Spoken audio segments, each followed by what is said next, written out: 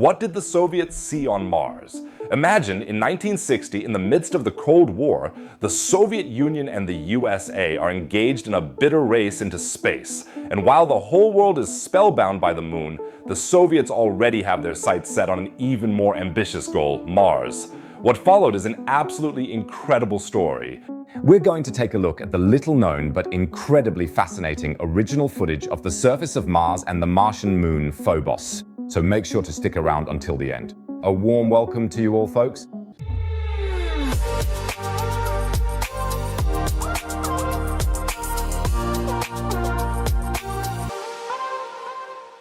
The 1960s were probably the most inspiring time in space travel. In the last video, we talked about the Soviet moon missions and the Lunokhod rovers. At least I think that's how you pronounce Lunokhod. Was that correct? Feel free to let me know in the comments so I can keep improving my pronunciation. And if you find these cosmic topics as fascinating as I do, make sure to subscribe to the channel. Subscribing is free. You'll never miss a video again and you'll be helping me out a lot. If you've already subscribed, giving the video a thumbs up helps me a lot. 5,000 likes is the magic threshold for the YouTube algorithm. Thank you, everyone. All right, now let's head to Mars. What Soviet engineers and scientists achieved and endured at that time is truly remarkable. The first steps toward the Red Planet were anything but easy. As early as October 1960, the Soviet Union ventured its first launch attempts.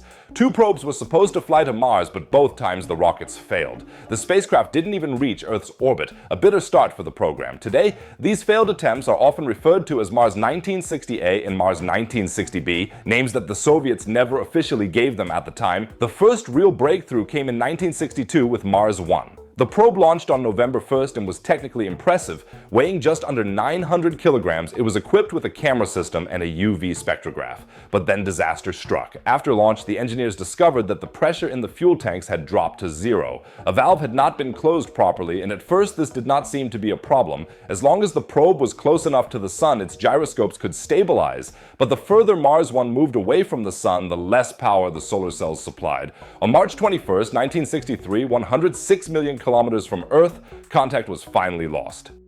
The probe passed Mars 3 months later, silent and without any possibility of contact. An expensive failure that shows just how brutally unforgiving space can be. The 1960s were marked by further setbacks. In 1969, 2 new Mars probes were scheduled to launch, this time using the much more powerful Proton rocket, which could carry over 3,800 kilograms into space. But both launches failed catastrophically. In one case, the rocket exploded at an altitude of only 50 meters, contaminating the launch site with toxic fuel for months. It's hard to imagine the despair of the engineers. But then, finally, in 1971, there was a ray of hope. Mars 2 and Mars 3, 2 identical probes with a launch mass of 4,650 kilograms each, actually reached the Red Planet in 1971. They were the heaviest spacecraft the Soviets had ever sent to Mars, and each carried a lander weighing around 450 kilograms.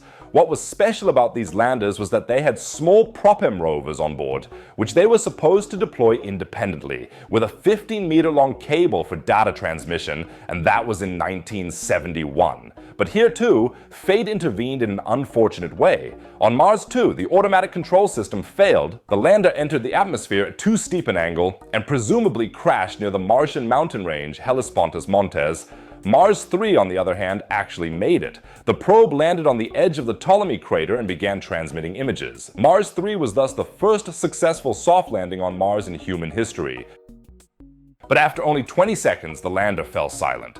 Scientists suspect that a massive global sandstorm raging on Mars at the time crippled the electronics.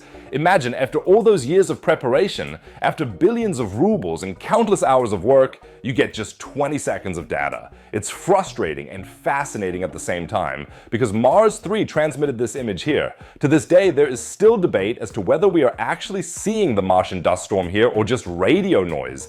Either way, this is the first image that the Soviets were able to send back to Earth from the surface of the Red Planet. Despite the quality of the image, I find it quite remarkable. The Mars 2 and 3 orbiters reached their orbits, but here too, not everything went smoothly. The cameras recorded images on film, but before the dust storm subsided, the dust particles had exposed the film.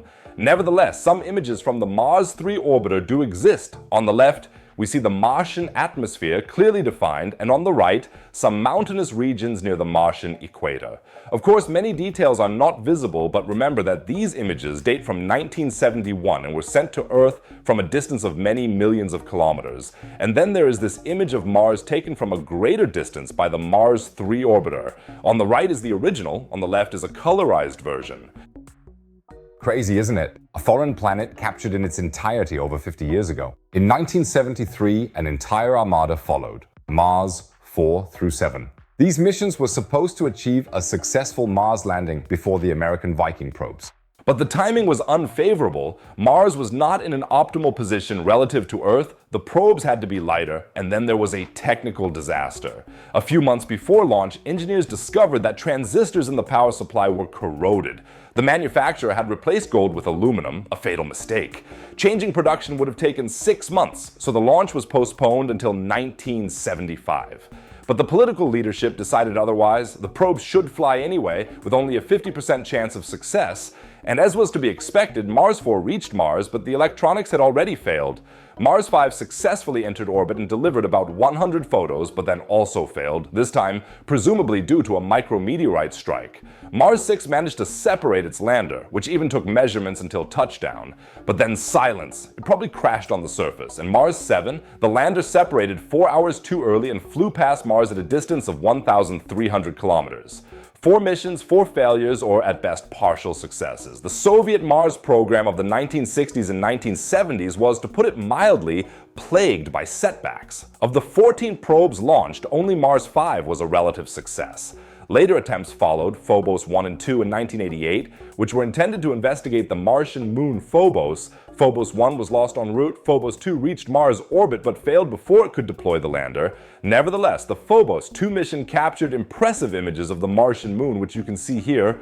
Phobos has a diameter of only about 22 kilometers. Navigating to it so precisely and capturing images was therefore a major challenge. In some photos of the Martian surface taken by Phobos 2, we can even see the elongated shadow of Phobos, which I find super impressive. Then in 1996, Mars 96 failed during launch, and in 2011, long after the collapse of the Soviet Union, the Russian mission Phobos Grunt also failed. A space probe that never made it beyond Earth's orbit and eventually crashed. What can we learn from this story?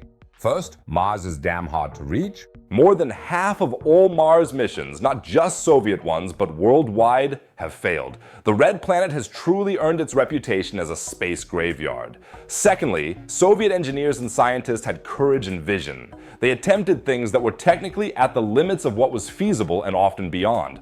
And thirdly, space travel is brutal. One small mistake, one corroded transistor, one valve left open, and years of work are wasted.